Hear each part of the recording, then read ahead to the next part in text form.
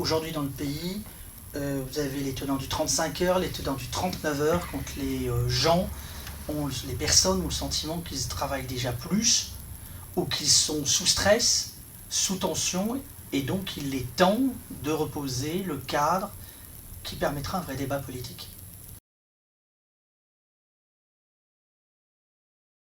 Premier enseignement, c'est qu'on fait dire aux chiffres ce qu'on veut, et que quand on regarde les chiffres, on découvre une réalité des temps de travail très différents. Premier élément, et donc l'étude nous apporte des éléments extraordinairement intéressants sur la nature du temps de travail selon la profession ou la nature d'activité que vous avez, et qui est très différent entre un salarié et un indépendant.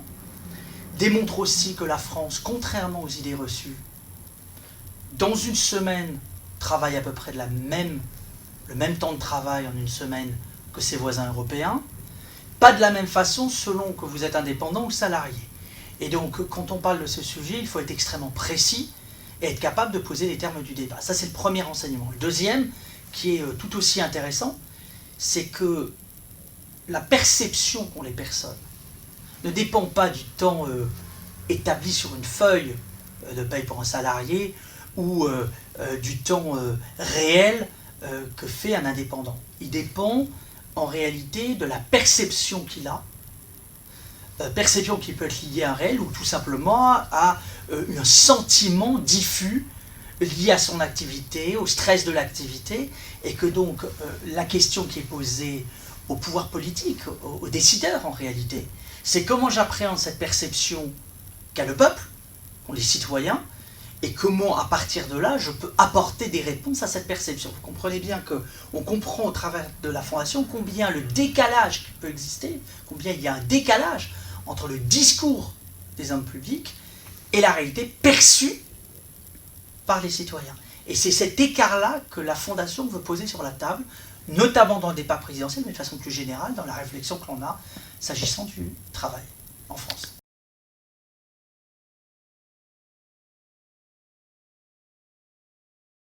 D'abord, cette étude est me semble-t-il, un pavé dans la mare.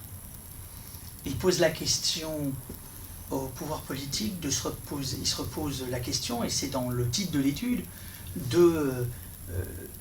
du vécu quotidien par les citoyens.